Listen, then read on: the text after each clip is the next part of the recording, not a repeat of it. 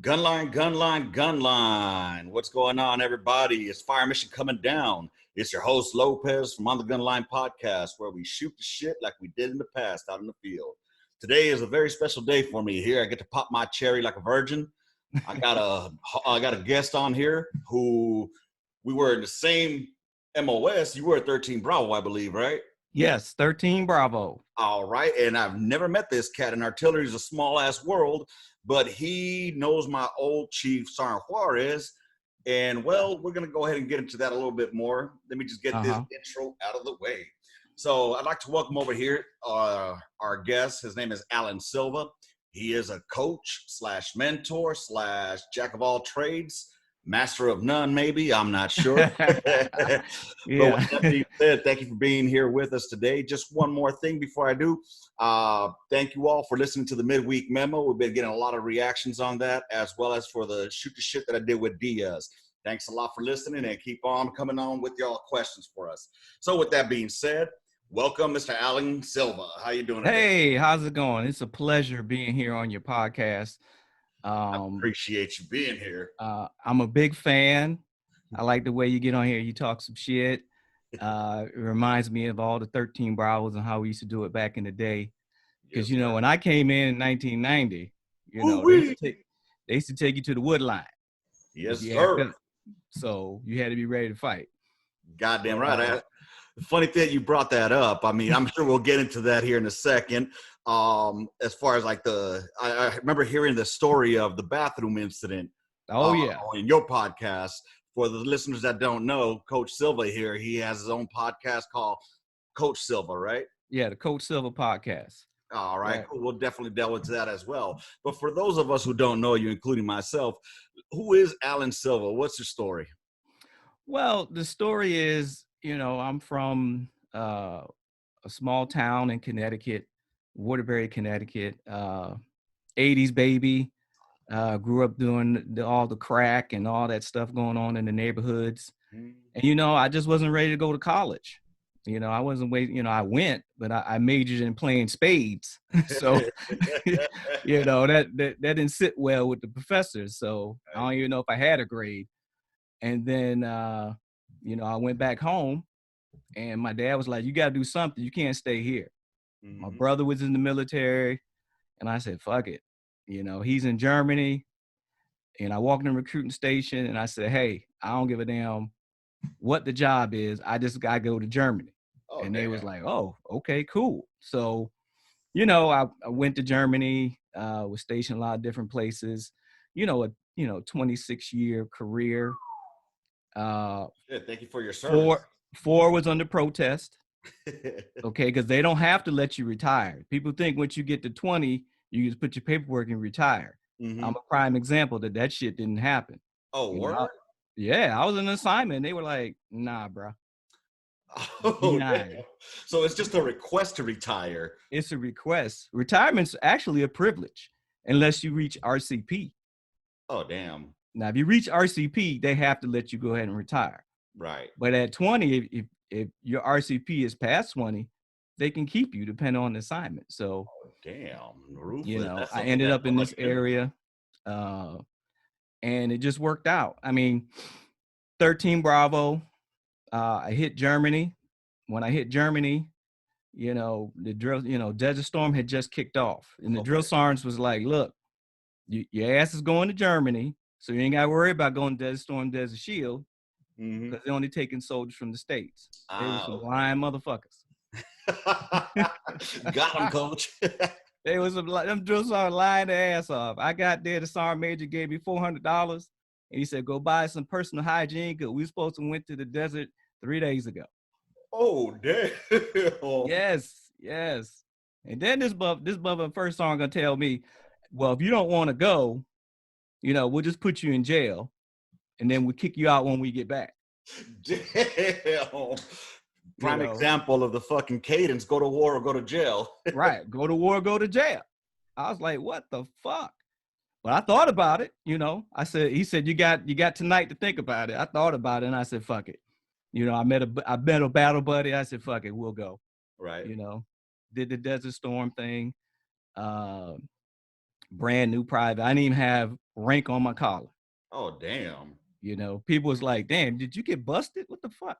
You ain't got no mosquito wings or nothing." I was a Damn. straight up E1 because I Ooh-wee. didn't do shit to earn any rank before I came in, right? Gotcha.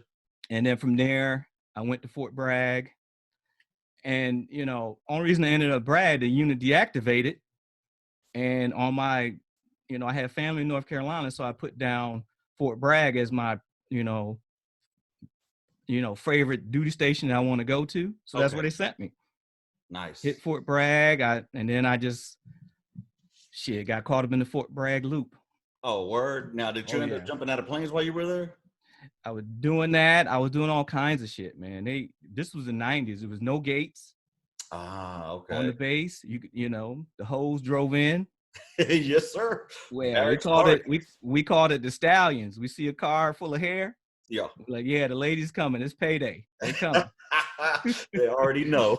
They already know.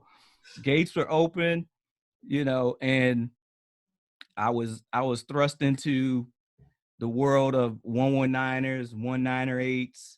You know, I got caught up in the whole Fort Bragg Mm-hmm. loop. I got sent to Korea, was in Korea for 3 months, had ordered right back to Bragg. Wow. Yeah. First time I was like, fuck, you got orders. I got people been here a year and ain't got fucking orders. How you get orders? I said, it's Fort Bragg. Right. You know, so went back to Bragg, became a gun chief at Bragg, 198. So I was on that heavy ass steel, out of Traverse and that big motherfucker. And then, you know, I got DA selected to go recruiting duty. Okay. Yeah. So I went down to Florida. And it's an interesting story how I got to Florida. Because, you know, my last name is Silva. So Right. they assume I'm Hispanic and I speak some Spanish, which I don't. Oh, Right? shit. I don't. So where's the Silva from? Portuguese? It's Portuguese, but it's Cape Verdean. I don't know if you ever heard of Cape Verdean. No. Well, Cape Verdean are these islands off the coast of Africa that were colonized by the Portuguese. They have the independence now. And so I'm mixed with Portuguese and African. Gotcha. Okay. Right. But that's where the Silva comes from. And that's how you ended up in Miami then. Well, yeah. Well, I was in Tampa Battalion. Yeah. I was in Tampa Battalion, but they had me going to fucking Sarasota. I said, who the fuck goes to Sarasota? And I'm trying to change and go different places, Mm-hmm. you know, get the fuck out of there. And the sergeant major was like, no, you got to go down there. I'm like, why? Right. He said, well, 3 months ago, me and the colonel walked in the station and the station was all white. He said, I already got my black guy in there and now you're going to be my Hispanic. And I'm like, shit, I don't speak no Spanish. Right. He said, you'll be all right. Don't worry about it. You'll be fine. But you looked the part, so fuck it. I looked the part. So this motherfucker, so he says, give it 30 days. And if it doesn't work out, we'll move you somewhere else. Okay. 2 weeks later, him and the colonel relieved the duty, taken out. Oh, Gone. shit. Recruiting duty was a beast back then. If you ain't making numbers, they fire your ass. It don't matter what rank. Took him out. He wasn't fucking around then. No. See, Tampa Battalion was the #1 recruiting battalion in the United States. Oh, damn. Okay. And then when these two took over, they dropped down to like 6 or 7. Damn. What the fuck were they doing wrong? I don't know. I just got there. But Right. then the motherfuckers took them out. So then I ended up staying in Sarasota, Mm-hmm. you know, rich area, a lot of, you know, rich people. And so, you know, I struggled the first year, but then I started putting people in the second year. So it all worked out. Shit. Yeah, I mean, And, it's got to be difficult trying to get those that already come from I don't want to say wealthy, but a good-to-do family. Oh, yeah. Yeah, it was fucking difficult as fuck. Yeah. I got the college dropouts. That's what I was getting. Okay. And then I would go one town up and poach, steal all their people that graduated high school already. I couldn't take the seniors, but I get the ones that graduated high school. You couldn't find a way. Too easy. Yeah. Damn. So you got DA select for recruiting, did your tour. DA select. And I had but let me backtrack. I actually had a drill sergeant packet in. Oh shit. Okay. So I was trying to go drill sergeant because that was the move. Everyone was doing that. Right. Had to pack it in, and they were like, "Nah, motherfucker, nah, your ass is going." We already got our quota for Hispanics. Yeah, we good there. You taking your ass down there. Damn. And I'm gonna tell you, thinking Hispanic played into another unit later, but I'll get to that. But All right. yeah, so from there, I was on recruiting duty, and 9/11 hit when I was there. So I was ready to get the fuck out of there because everybody's deploying, everybody's, you know, ramping up to deploy and do their thing. And I'm like, I got to be a part of that, right? Mm-hmm. I can't be left out. I got to get out there and do my thing. Right. But here I am on recruiting duty. I'm stuck. So I got another year and I'm stuck. Damn. And so 1 month I rolled a donut. I mean, I lost 2 people, so I had to put in 4. Okay. So then it was like you didn't put nobody in kind of bullshit, right? Right. So the sergeant major sends out a letter, an email, and says, if to me and all the other ones that rolled a donut, that if you don't get your act together, you're gonna be digging foxholes in Afghanistan. Right? So roll a donut on purpose.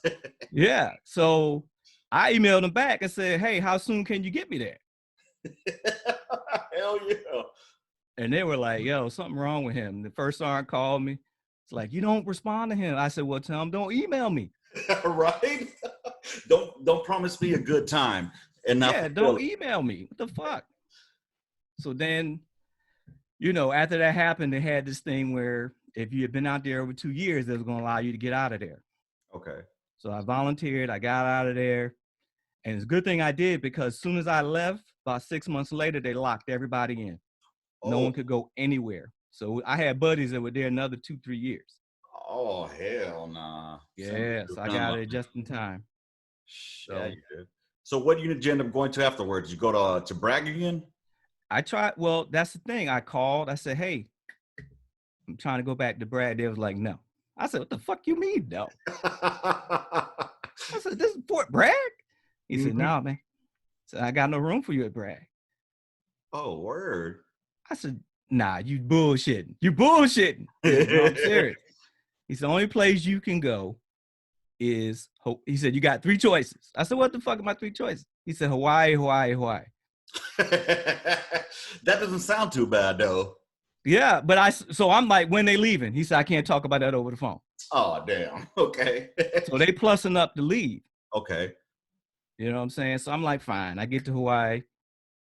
And then when I get to Hawaii and I realize these motherfuckers hasn't deployed since Vietnam. Oh, damn. Okay. They had and at that time, there was only a few people that had been deployed before. Wasn't many walking around. So everybody was brand new cherry about to get their deployment cherry popped. Right. So they ain't know what the fuck they was doing. Oh, shit. I said, "Lord, we're gonna get a bunch of people killed." Yep. A lot of people gonna die. So Especially it with was that. crazy. God damn. So a lot of you had already been in now by that time, what, over 10 years then? Yeah. Damn. Yeah, I had been in there for a while.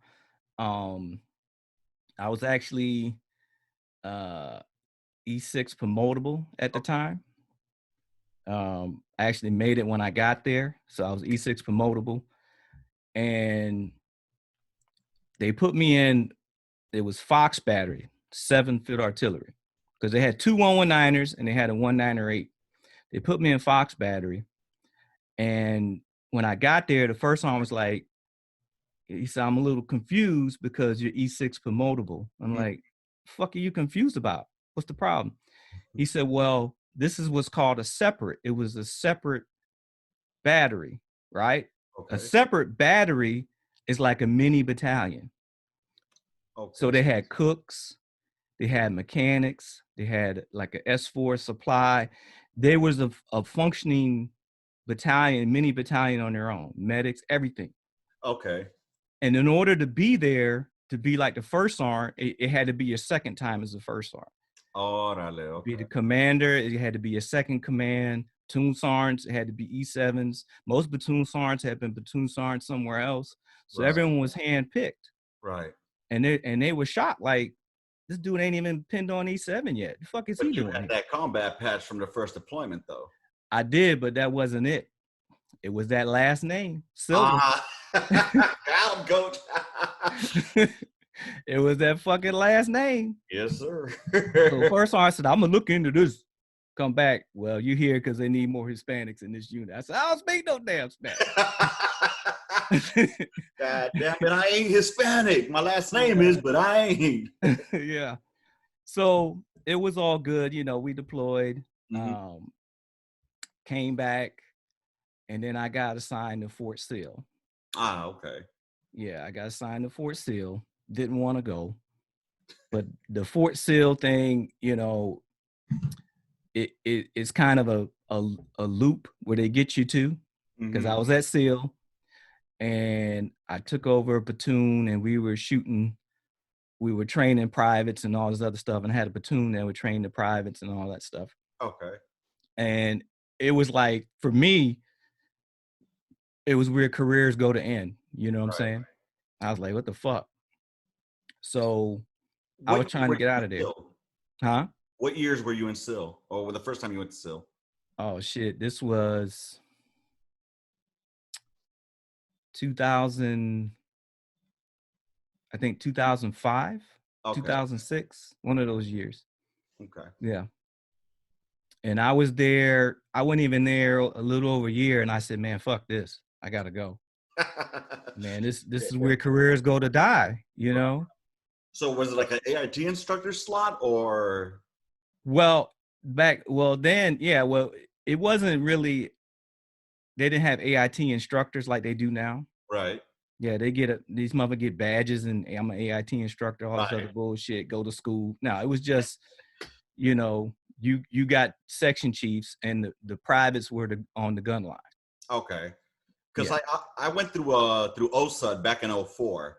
And then from there, we just got thrown. They're like, all right, you're going across the street over there to go train with these guns. And, right. The same thing. Okay. Yeah, same thing. Yeah. And then we sent you back to the drill sergeant. Exactly. Drill sergeant sat in the Connex while y'all trained us. Shit. Yeah, it's some bullshit. Yeah, I know. Man. I said, I gotta get the fuck out of there. So I volunteered to go on the Met team. Okay. I went on the Met team. They advertised it like you get fucking promoted, which was bullshit. I didn't get promoted till later, but it was bullshit. It was fucking bullshit. I should have known the shit was on the front of the fucking Army Times. Right. Go volunteer, but I just wanted to get the fuck out of SEAL. Right. You know, so I went on a Met team, and where was the Met team out of? The Met team was out of Fort Riley. Okay, so you probably knew one of my old smokes, Louis Smoke Lewis. Mm-hmm. He was on the Met team. I remember that. Yeah, but he got fucked too. Oh yeah. Yeah, he got fucked because the Met team, it was horrible, man. You know, they put us together. Mm-hmm. There was an E8 and a major they were in charge of the Met team. Okay. The major had just got a barred re-enlistment because he got caught cheating on his wife. He was an instructor at ROTC. Oh shit. And so the punishment was they let him make major. Mm-hmm. Then they barred and re-enlisted him. And then they sent his ass on the Met team. God damn. So this is the guys in charge of us. Now, he wasn't a bad guy, but he didn't give a fuck. He didn't give a shit, yeah. Yeah, he was getting out. Mm-hmm. So he would do the bare minimum, but what that led to was we did the fuck we wanted to do. I'd be like, yo, I'm not going out there. I'm not doing that. Okay. And he go back to his damn hooch. What about the senior NCO? I mean, was he also at a dead end? Well, he actually made Sergeant Major, got pinned Sergeant Major while I was there. Okay. But he was well connected. Ah. See, he was the first sergeant of drill sergeant school. Okay. So he knew every fucking body. He's infantry, knew every fucking body. He made his Sergeant Major, but he didn't give a fuck about that Met team because he's next assignment, academy. That's all we talking about. I want to go to fucking academy. I don't want to take that shit online. Like Okay. I ain't doing that shit. And they tried to send him online, and he fucking You wouldn't have fighting that shit. And then this motherfucker go on a run in 110 heat, pass out, heat stroke. So he was down, almost died. Fucking Afghans find him and bring him back to us. We like, did y'all fuck him up? Or what happened? Oh shit. Yeah, so this motherfucker almost died. So we were running amok, man. We were doing what the fuck we want to do. I was on my little fob training, and I did what the fuck I wanted to do. So that Met team ended up going to Afghanistan then to go train out the fucking the Afghans. Yeah. Okay. Yeah. So, you know, it was a okay deployment. We lost some guys, but you know, in all the deployments you lose people and all that stuff, and you do crazy things, you know. But it just showed me, and it was the beginning of me understanding how NCOs, how good they are. Okay. Okay, if that makes sense. Because I started seeing these officers in a different light. All right. Because throughout my career, I always thought of officers as they were squared away. Yeah, lieutenant, he don't know fucking shit, right? But you figure by the time they make captain and they make major, they know the fuck they doing. Right, exactly. Yeah. But this was the one on this deployment, this is when I realized these officers don't know what the fuck they doing. They are lost. No shit. And I'm like, I could do any job they fucking do. These dudes is, I'm like, the fuck, you know? And the only thing that separated us was that they had a degree. Yeah. And even that, I mean, we get degrees too. It's no different, but that was the beginning of me realizing that these officers are not what you think they are. Okay. And then it developed into a thing where I didn't really kind of look at them as squared away unless they were full bird colonels. Oh wow. Okay. Shit. Yeah. Unless they were full bird colonels. Because it was like an automatic promotion type deal. Yeah. Because these motherfuckers, 90% selection rate, 95% selection rate. If you don't kill nobody, if you do your time, you go make lieutenant colonel. Holy shit. Wow. Okay. Right? You go make lieutenant colonel. Right. See, no one talks about this shit, right? You go make lieutenant colonel. Then you compete for command. That's the first time an officer really competes, is when he's lieutenant colonel and he's competing for battalion command. Okay. Then he competes. And then you find out who is better than who. Because some of them don't even get command. So they the bottom of the barrel. Some of them get like a ranger battalion. Some of them get a fucking airborne battalion. Right. Some of them get a training battalion. Damn. Okay. And that right there speaks volume. So later on when I went back to SEAL, I'm looking at this lieutenant colonel like, dude, you got a fucking training battalion. I'm not impressed with you. Right. I'm not impressed with you. I'm not, you know. Yeah, and so when I came back from the Met team, I was trying to go ACRC in Fort Jackson. They didn't let me go.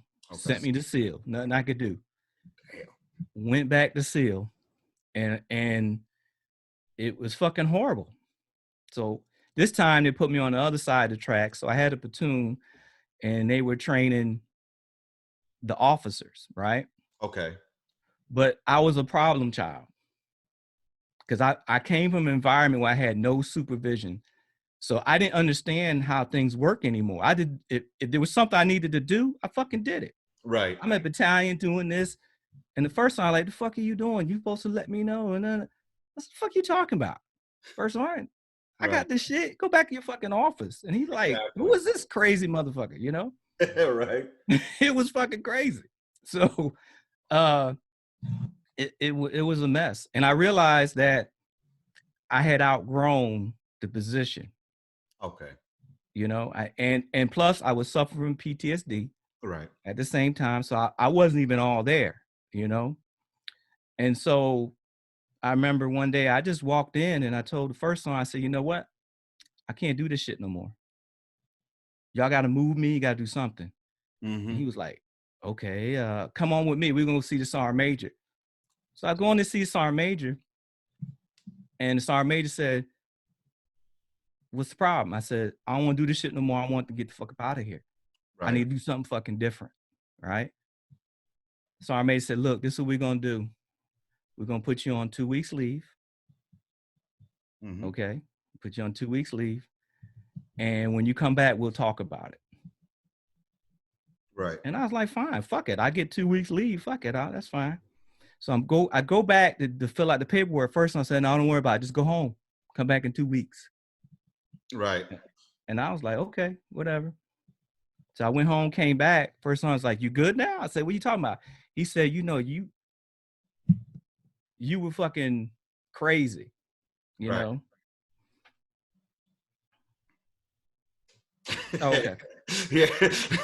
I don't want to be blatant. Yeah, go ahead and say it. But All right, let me back up. So he said he said, "Man, you was insane. You was crazy. yeah. So we just put you on leave." So then that's when I started. I said, "Let me get some counseling." So I started going to counseling, and Okay. then things got better, you know.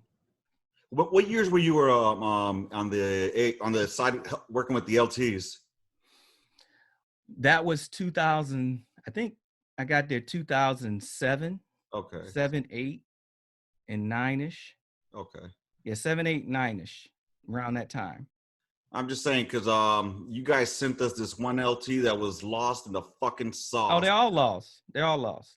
This guy made his name was Vesa. I will throw his name out there. This man, he was the genius that ended up having a negligent discharge in front of our battalion commander, Oh, I man. believe it. I Oh believe my it. God. I believe it. The main thing when they train these lieutenants, they're just worried about gunnery, the Oh, FDC shit. If you right. pass that, you good. Wow. If you can go, if you can go in there as a butter bar and do FDC, Mm-hmm. you're gonna pass. You know, it's not easy because they got the second highest failure rate. Oh, wow. Only one that has a higher failure rate is aviation. Shit. Right. I mean, these dudes, But go ahead. it's learning the FDC shit. Right. You know, common sense, all the other range shit, like doing your weapon, you know, they'll Those- overlook that stuff. You know what I'm right. saying? They'll overlook it. But, Wow. you know, so I was there, um, ended up getting promoted. Okay. So, and then got out of that area. So they sent me, you know, I went to master gunner school, Mm-hmm.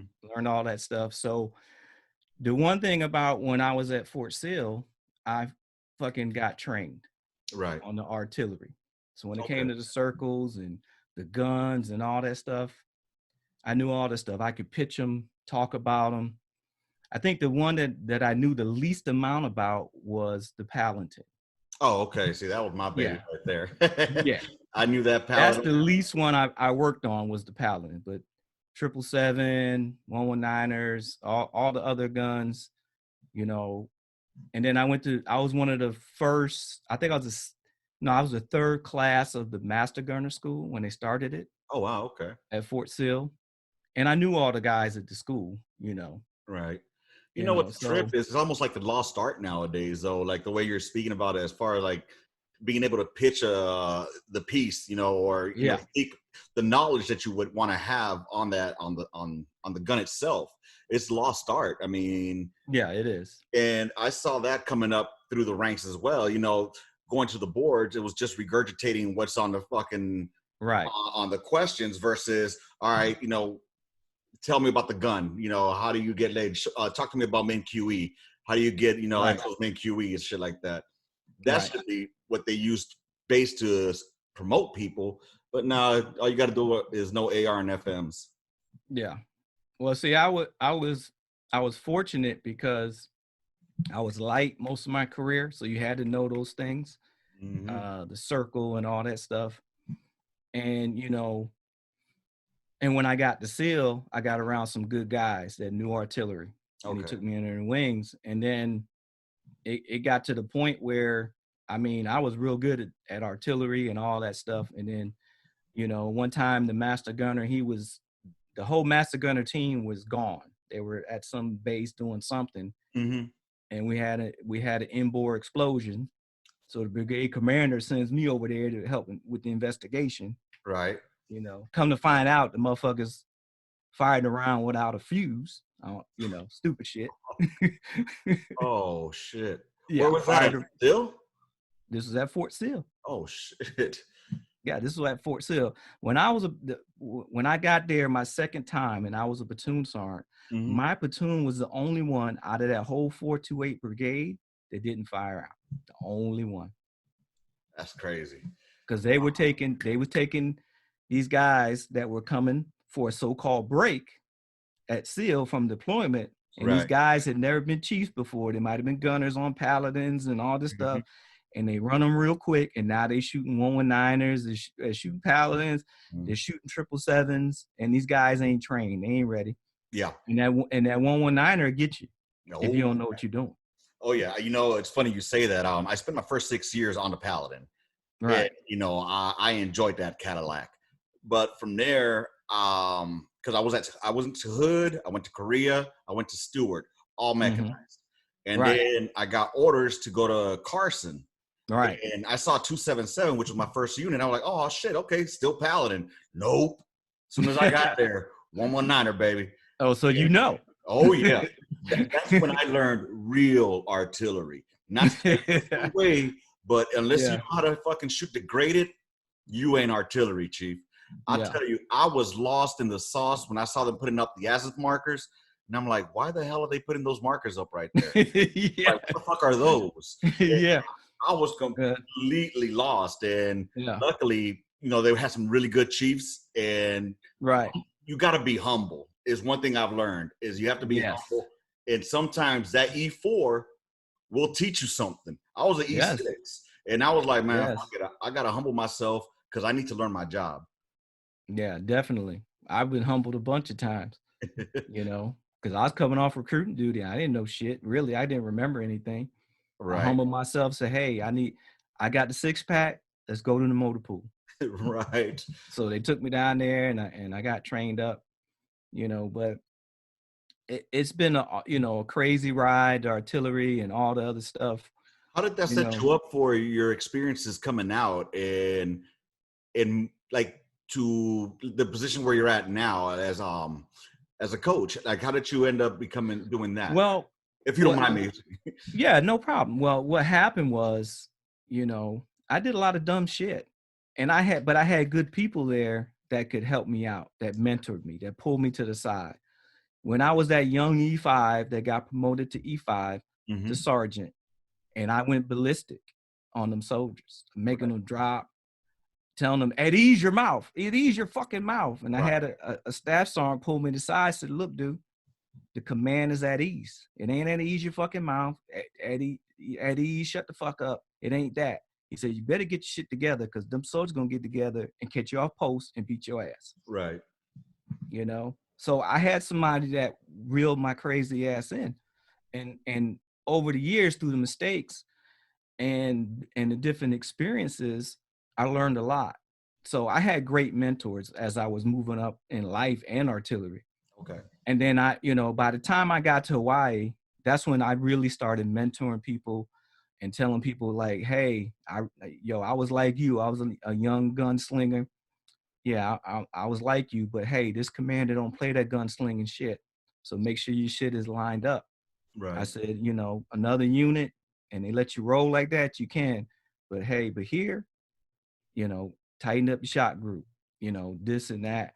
And I had a lot of people coming to me. So, and then as I grew older in artillery and in life, Mm-hmm. I just started mentoring people. It was just, I don't know, it just was a natural thing. Now, But did you realize that you were mentoring folks at the time, or was it no, just you just giving advice or, giving them life lessons learned, and did you consider yourself a mentor then, or is it hindsight? hindsight, I see that I was a mentor, Okay. hindsight, because I didn't know, I was just giving advice. And usually I give advice, it was somebody I liked, hey, Right. and then I would see myself in them. I Okay. see the crazy shit they're doing, and I remember, oh, I used to do that. Let me talk to this young gunner. Let me talk to this young chief so he understand what's going on. I didn't really understand the power of my mentorship and what I was doing until right before I got out the military. Okay. Because that's when people started contacting me on Facebook. Hey, you know, where you at? Calling me. Hey, remember when you told me this and this and that? I'm doing this and I'm doing that now. All these young gunners and young crazy 13 Bravos, they all doing good, great things, you know. And then that's when I realized, my mentorship was helping people out, Okay. you know. And then it continued to the point when I retired.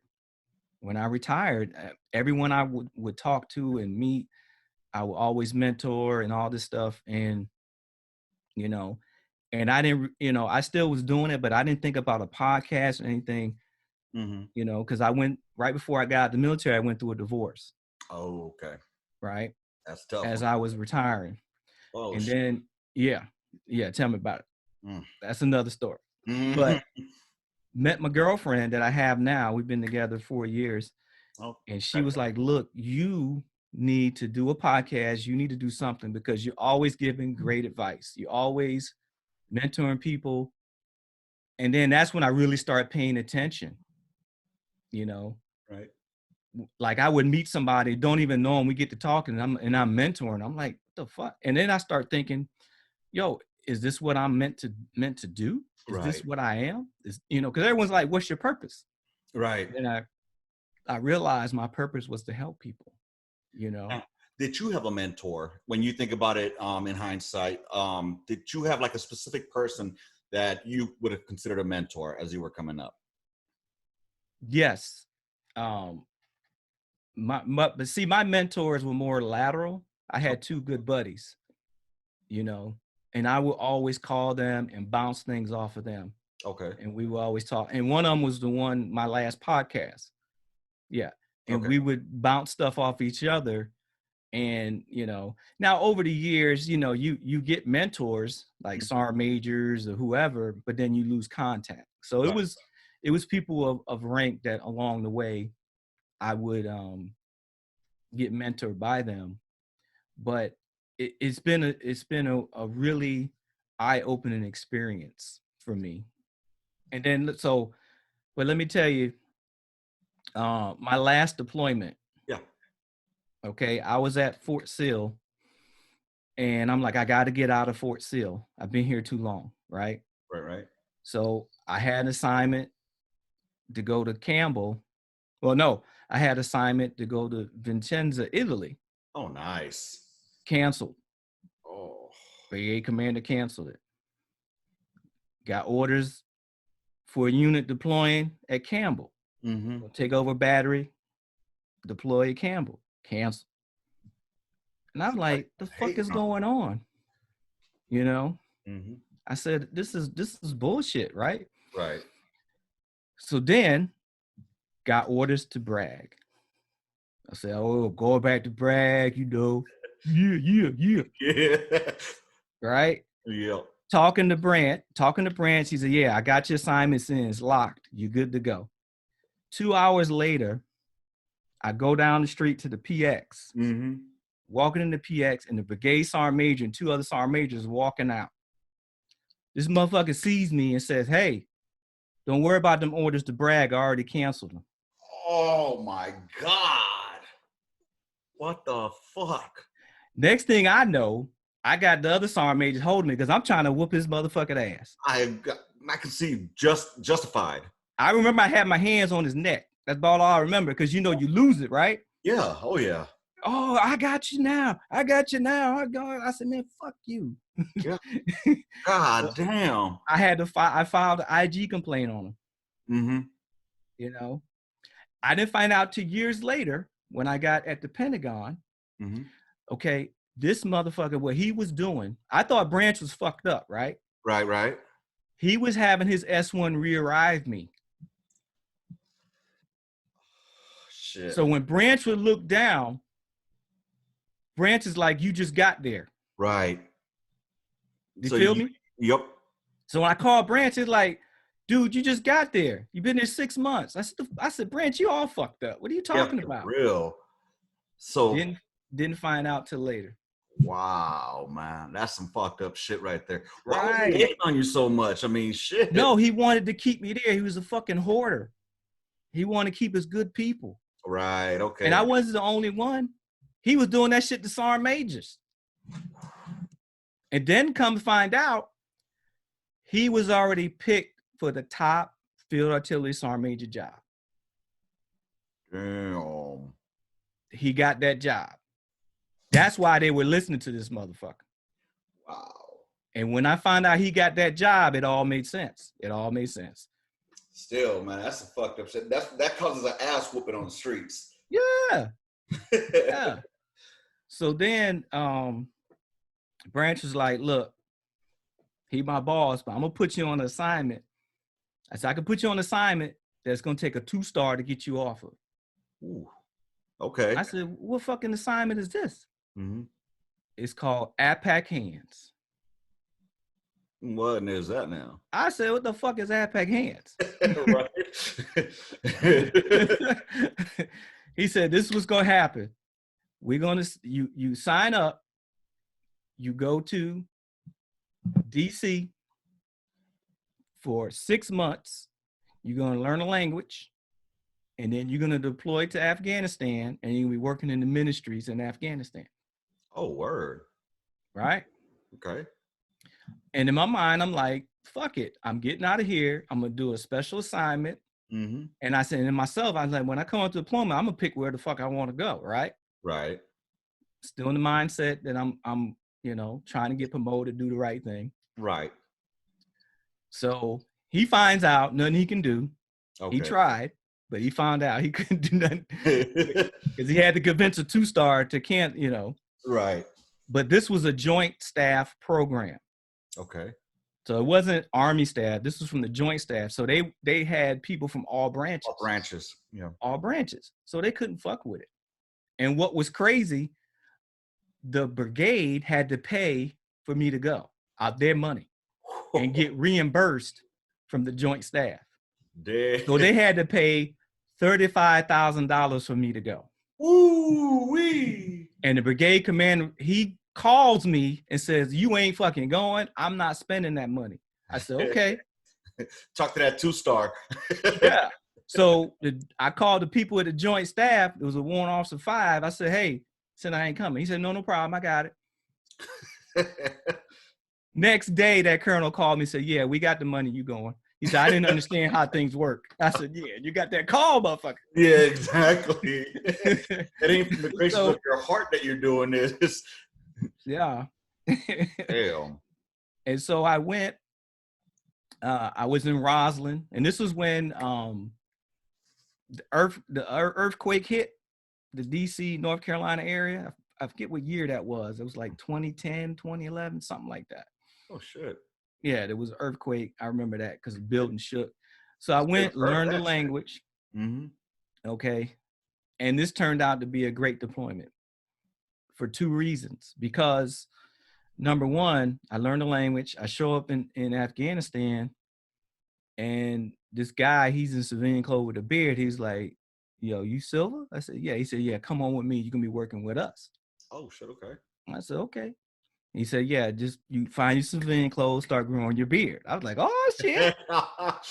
So, at first you start thinking you special. Then you realize, nah, motherfucker, you ain't special. Okay. Nah, you ain't special. Right. So I go. What language did you learn, if you don't mind me asking? Pashto. Okay. It's my new malade.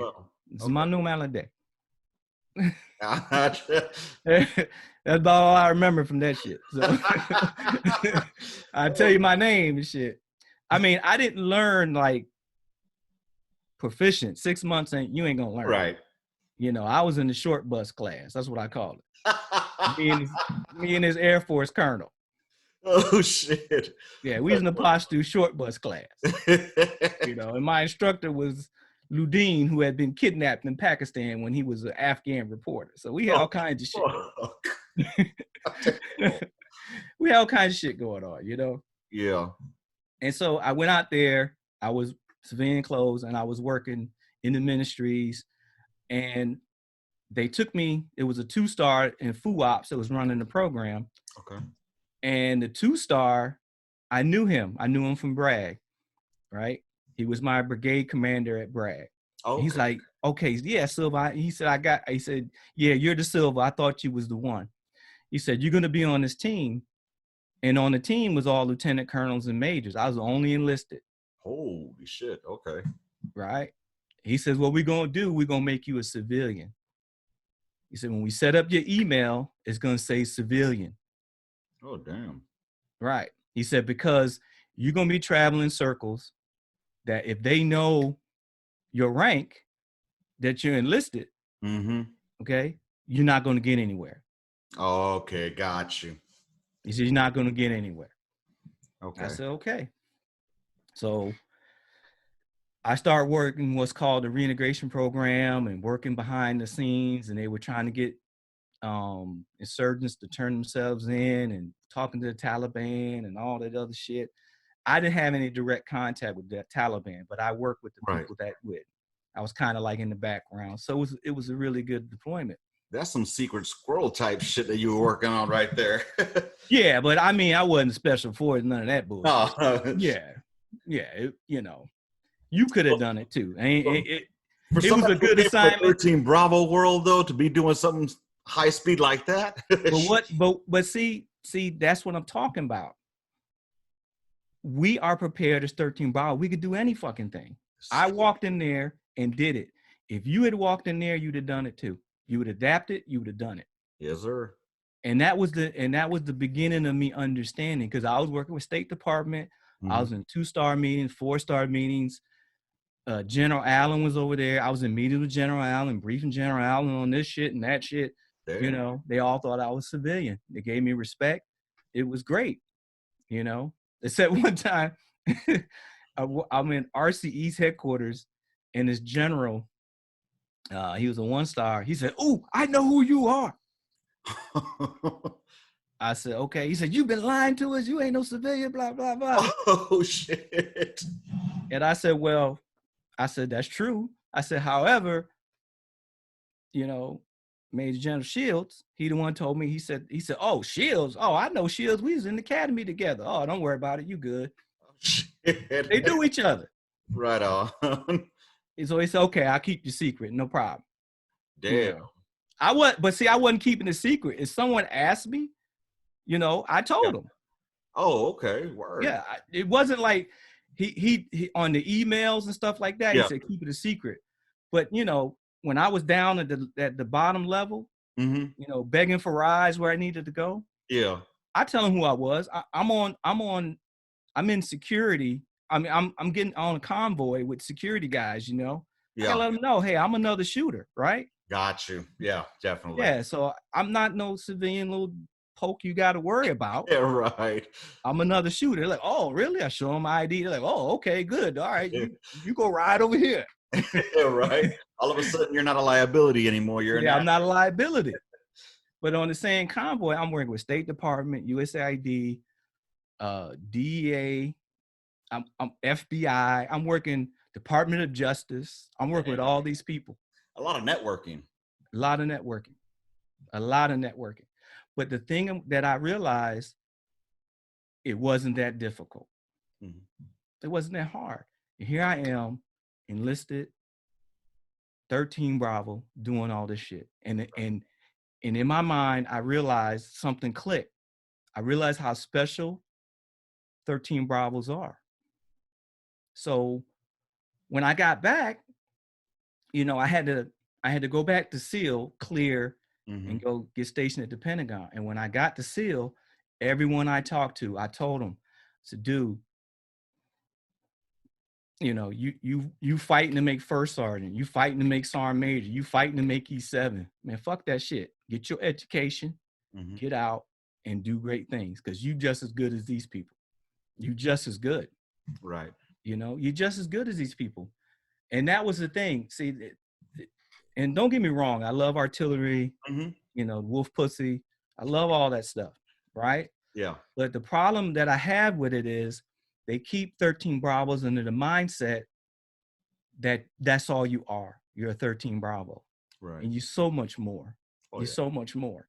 You know, you're so talented. I mean, if you think about all the guys that you dealt with and think of the ingenuity and all the crazy gadgets and the way people did things, and you're like, this dude is smart as fuck. He's Right. he's fucking intelligent. You seen it. I know you seen it. Oh, yeah. Oh, yeah. Okay, you doing podcasts. Did you ever think you'd be doing podcasts? Never. Never. You might have been like, I ain't no fucking pole doing podcast. What the fuck? It's bullshit, right? But Right. look at you. And so everyone I talked to, I said, man, yo, you more than what you think you are. You more than what you think you are. You know, We're more than just pull string, go boom. no. You know, And there's nothing wrong with that. Don't get me wrong. Oh, of course not. It makes you a man, Mm-hmm. right? It makes you a man. It makes you understand that you ain't got to cry and whine about things. Now, I ain't saying you don't need to go to therapy. I ain't what I'm saying. But you don't need, it really makes you a grown man in Right. and how you deal with people. This is true. And so, and that's why I started the podcast, and that was part of my thinking, like, well, I can do a fucking podcast. I can do this. I can do that. Whatever. You know what I'm saying? Able to And reach people too. it just propelled me. And right now I'm like, there's nothing I can't do. Mm-hmm. And so I'm a contractor for, Department of Defense and all that stuff. And when I'm in there, I'm not stressing. They're like, oh, this GS-15 he want. I'm like, oh, okay. What do you want? Right. What do you want? Oh, he want this. So tell him no. No, we can't do that. Damn. It's not in the scope of our contract. Okay. Can't do it. So that's awesome. So, I mean, I like the way you phrase that as well. Just because we're 13 Bravos, we're not just pull the string, go boom. There's a lot more to us because we are the most versatile MOS. And if you're a 13 Bravo, you're much more than just, because I remember on each deployment that I went on, I didn't do artillery. Like the first deployment with Sergeant Juarez, yeah, we're 13 Bravos, but we're out there patrolling and cruising the streets of Baghdad, we did fire missions. And then on my second deployment, I got to do my job out there firing the pallet in Mosul, but in the daytime, I was out there, pounding them streets on my feet, going on patrols. So I was able to do one job in the day and at nighttime do my job. Right. So, we're much more than that, than just the 13 Bravo. We're not just pull string, go boom. We're more versatile. And that same mindset is what we got to get out of, that we're just pull string, go boom, even in the civilian world. Because I had there was a podcast I did a few weeks ago where we were discussing on that. When you get out, just because you were in a combat MOS, you think you wasted your time. No, not at all. There's a lot of transferable attributes that you have that you could bring with you. Yeah. And it's so true. You're so talented. I mean, it's just so much that you can do. Mm-hmm. You could be at the State Department. You could be at, FBI agent. You can do all these things. Mm-hmm. You just got to believe in yourself. You got to get the education and believe in yourself. Right. When I was retiring, I had a lot of offers to go back to SIL and work. They got different teams where retirees work on, and they train people on guns. Mm-hmm. And I said, I did that. Right. It's good to know if I can't find a job, I can just take my butt to SEAL, get a job doing that. But I said, I got to do something different. And yeah, I'm still kind of in the military way, but I'm kind of thinking outside the box now. I'm thinking of other things. And when I got back to Fort Sill after that deployment, I was telling everybody that I had enlisted, I had sergeants. They were like, yo, nobody has ever talked to us like this. Mm-hmm. No one has told us that we're important and we're special and we could do anything we want to do. And no one told us about these officers and how just because they got a degree don't mean they squared away, and don't let them get you killed, because they will get your ass killed. Yeah, you definitely got those officers that are medal chasers that just want to beat up their OERs. And then luckily in the field artillery, the officers aren't as much in the lanes as they would be in like in an infantry unit where, they're right. And I remember we had this one LT Greer, and this dude, he was a good dude, but we had to put him in the spot like, sir, Yeah. you go do your fucking PowerPoints. We take care of the soldiers. All right. Don't get in our lane. There's Right. our NCO business is NCO business, Right. and he didn't like that too much. But we told him, so we're going to make your OER look good. Let us do what we got to take care of. All right, sir. And we had to put him in his place. I hate to say it that way, but Yeah, I had one like that too. I said, look, you just worry about all the shit that the commander's gonna make you do. Mm-hmm. Do that shit to your best ability. The day-to-day operations, I'll handle that. Mm-hmm. Now we go to field, then you can shine in your areas. Right. Okay. I'll keep you informed what's going on. So commander will ask you a question, you look like a dumbass. Right. I said, other than that, and I said, and I'll give you one morning of platoon PT where you could pick some shit that we can all do. Oh, those guys are too funny, man. I was like, yeah, I'll give you one morning. And he was like, okay. But at that time, that was when I was really insane and needed therapy and all that crazy shit was going on. That's a good way to segue into the following topics. Suffering from PTSD and whatnot, Right. I like to look at it, or I like to say I don't suffer from it. I live with it, because suffering to me sounds more like it's hindering me or holding me back. I'd rather just say I live with it personally. And going through the VA, they want to put you on all these medications and shit like that. What are your thoughts on yeah. Well, for me, I really believe that if you've been to combat and you've seen some action, you really need to get help. Okay, swallow your pride, get some help. Mm-hmm. Now, there's different levels to it. Like you said, you're dealing with it. You're not suffering from PTSD. Mm-hmm. Some are worse. Some are not as good. Right. Okay. I've got buddies. The medication works, mm-hmm. and they really need to be on that shit. Mm-hmm. And then I got buddies that don't need the medication. They've been to therapy and they're able to handle it. So it's all on the individual. Right. You know what I'm saying? It's all on the individual. But for me, it's just you need to be able to realize that you have PTSD. Right. Like I got a coworker who was, never deployed, but he was in the Pentagon when the plane hit. Okay. Okay. Dead bodies, the office, they were going to have a meeting in this one guy's office, and the guy said his boss canceled the meeting. Plane hit, his boss in that office died. Oh shit. They would all been in that office if he had said, no, I'm not having the meeting today. Wow. And I said, dude, you got PTSD, right? No, man, I never deployed. I ain't got PTSD. I said, you ain't got to deploy, bro. You got it. You got the symptoms. Go get help. Okay, go get help. And yelling at people at work. What the fuck? Saying that, and a lot of people, probably don't want to admit that they have something because it looks like weakness. Especially you came up in the 90s. I came through the 2000s, but we still had the whole mentality of suck it up and drive on. Because you didn't want to look weak, especially in a combat job. Right. But we have to eventually admit it to ourselves. Something's wrong. And the one for me was my wife. My wife is the one that noticed it. I was getting like 3 to 4 hours of sleep because I couldn't sleep. And then I was twitching. Even to this day, I still twitch in my sleep, yelling in my sleep, And she's the one that told me, like, look, either you go get this shit checked out or we're done.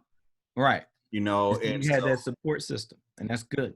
Oh yeah. And having support is definitely but you have to tell yourself, like, you have to admit it one day. Like, it's like an alcoholic, I have a problem. You know what I'm saying? And eventually when I went to go see a therapist, after a few sessions, she was like, okay, here's the issues. But what I didn't like was how it was, now take these and then it'll make you feel better. And granted, it started, the first doses that they gave me started making me like a zombie type. So then they put me on something else, and now I'm on some shit called, I don't even remember, venlafaxine or some shit. So I'm on that now. Crazy shit. But what sucks is, I wish I want to try more of the herbal, because I hear Yeah, that yeah. that does wonders and works better than these addictive pills that we're on. Yeah. I thought that the VA was letting uh, municipal. You could get some marijuana and stuff like that. I'm not sure about that. Not that I've heard of, and I'm in the great state of Texas where they'll hang you for the That's true. smallest shit. That's true. I'm trying to push the system out here. Yeah. Hey, you can pop off your gun, but don't do shit, no other shit. Right. So, Yeah. And I yeah. mean, the biggest support system that we have is each other. Right. And that's where this podcast thing came from. Because I don't know if you talked to Jay about it, and he's the one that if you put the idea into him, but Jay got with me on it, and we were supposed to work on it together. Yeah. But he had some things in life that occurred, and then through Right. I found out that I had to do my own. Next thing I know, I'm rolling with it, right? And Yeah. I realized how therapeutic this is. Oh yeah. Yeah. And because you get to shoot the shit. That's why I ended up calling it shooting the shit on the gun line with folks like you, and I can learn something from you, and everybody has a story, Right. It's just, there's nothing like that camaraderie that we had, even though we never served together, but I can relate to every single thing you're telling me. You know what I'm saying? Right. Because it's a similar story. Mm-hmm. It's a similar story. But like I said, for me, the stories are great, and I love the stories, and I tell the story, and sometimes the stories keep me up at night. Mm-hmm. Sometimes I'm like replaying in my mind. I should have said this. I should have said that. And I'd be like, what the fuck? Go to sleep, fool. It's 1 o'clock in the morning. And you thinking about some shit 12 years ago, what you should have said. What the fuck? So, but, I think, I don't know if you are here yet to that, but I'm at the point now, I know my purpose, and it feels so good.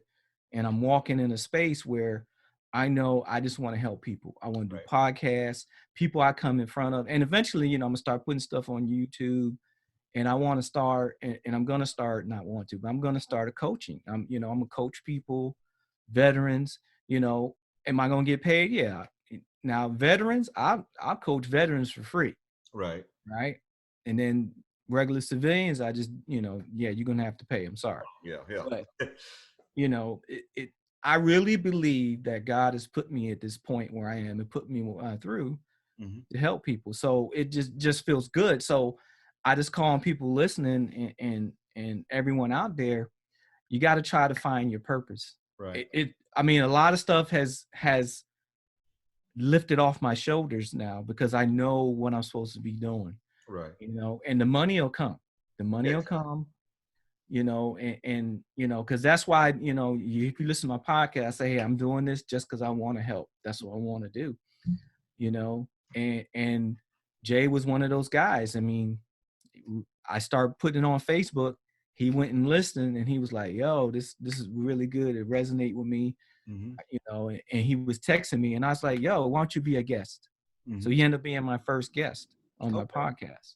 So, and it was great. So, and it's so amazing to me because he's doing it. Y'all talked about doing it. I got another buddy. I talked to him, and then he started doing it. Okay. Now he's doing it. He stopped doing it by himself. He's going to do it with a friend. Okay. My buddy that was on my last podcast, yeah, him and another buddy, they started something they're doing. And I'm like, damn. And it's not like, oh, I started all this shit, but it's like there's room for everybody. You got the ball rolling. You do put that the shit, and you're watching it grow now. Yeah. I can't take the credit though, because it was my girlfriend. She said, you need to do a podcast. You need to get out there. Because I was telling her shit about men and how to, and at the point she was like, yo, she started looking at me sideways like, the fuck? How you know that you telling me all this shit about men? Are you using this same bullshit on me? Right. I'm being real with you. Because I just fucking head up. I'd be like, and I tell guys, I said, the best game is honesty. Oh, yeah. Oh, yeah. Honesty will get you more pussy than anything else. And guys don't understand that. Fact. You ain't tell the truth. and they have to deal with the truth, Yep.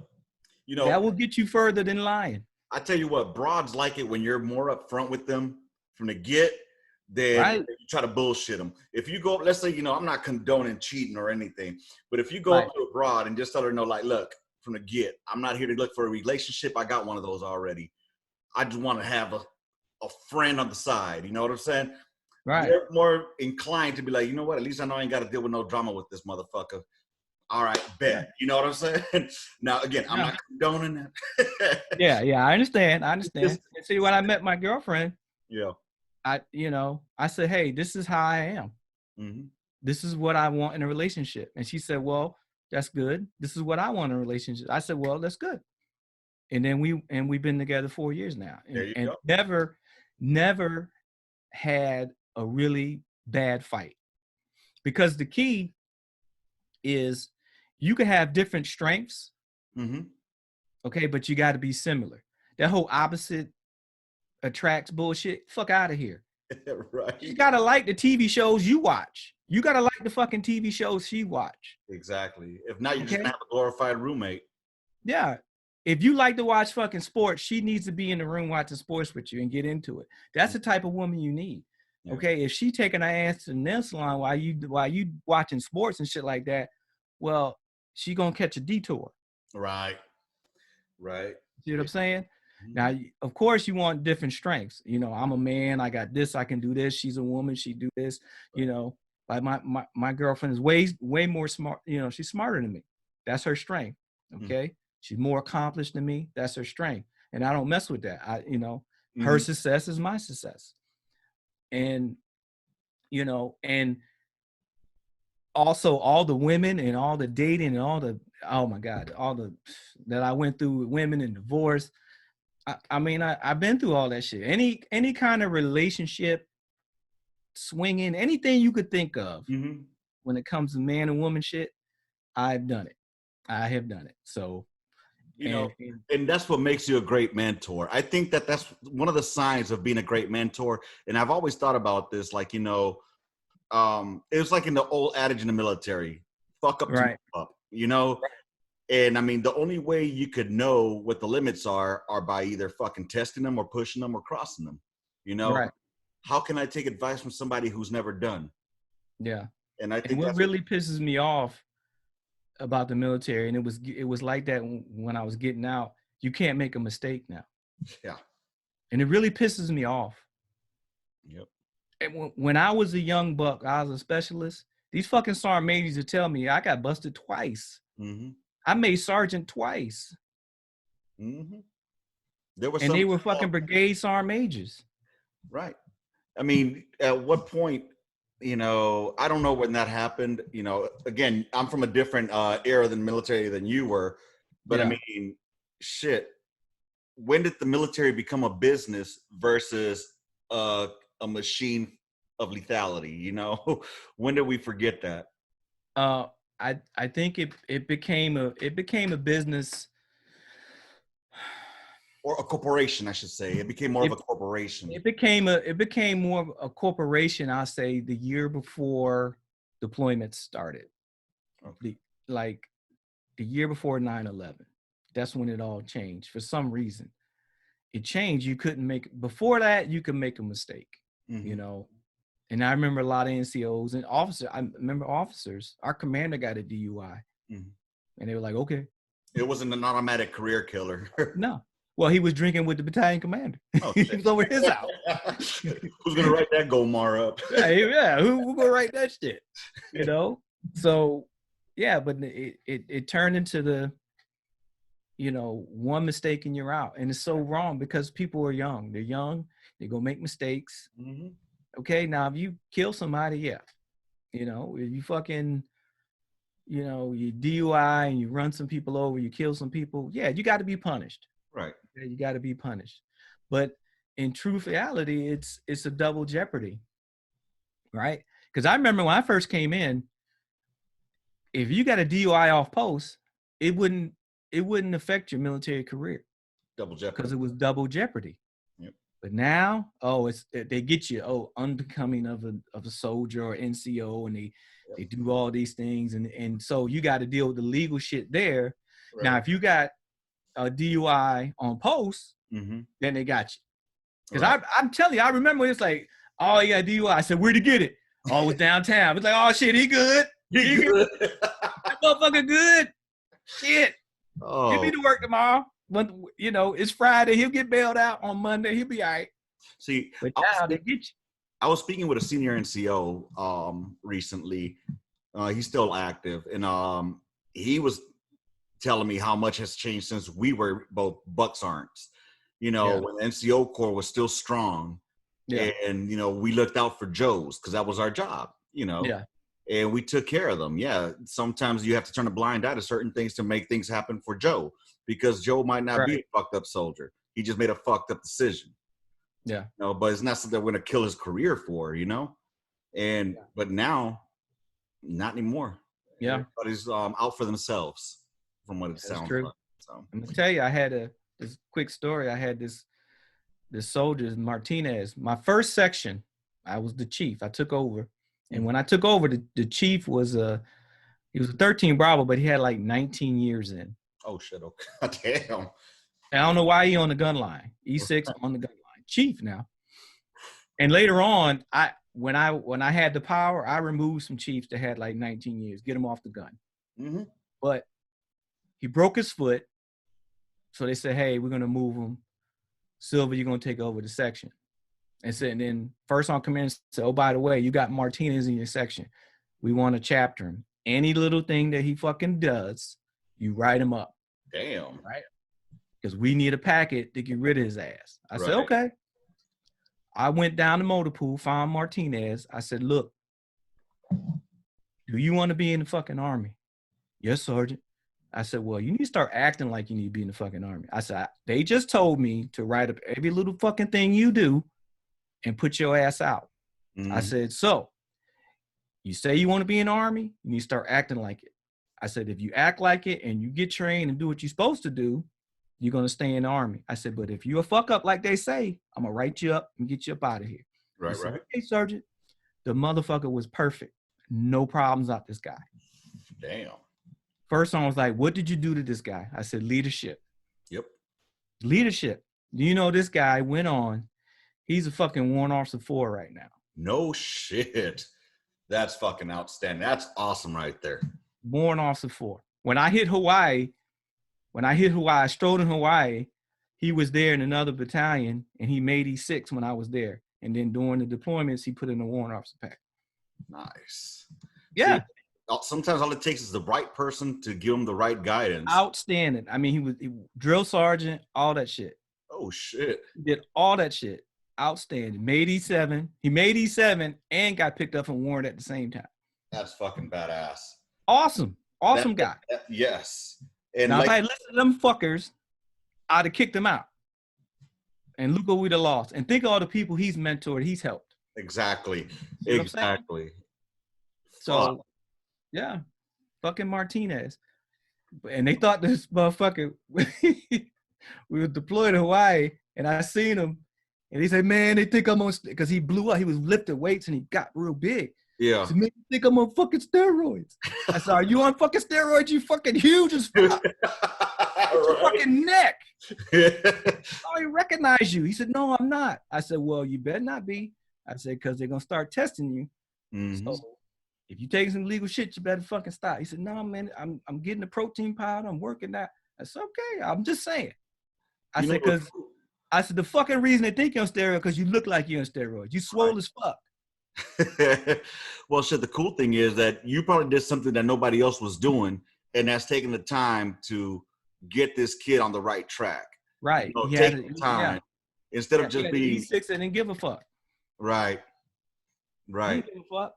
He counting down retirement. And then later on, when I got the SEAL, I had 2 chiefs, 19 years in. I said, I want them off the gun line. Why they fucking chiefing? I didn't look at why ain't they E7. I don't care. Okay? But let's get them off the gun line. Let's get one of these high-speed E5s, E5 promoters, put their ass in there. They hungry. They know what they doing. They train. Let them rock with it. Yes, sir. Stop being afraid of change. Move these motherfuckers up out of here. I said, anyway, they're supposed to get a year to transition the fuck out. Fact. And you got them on the fucking gun.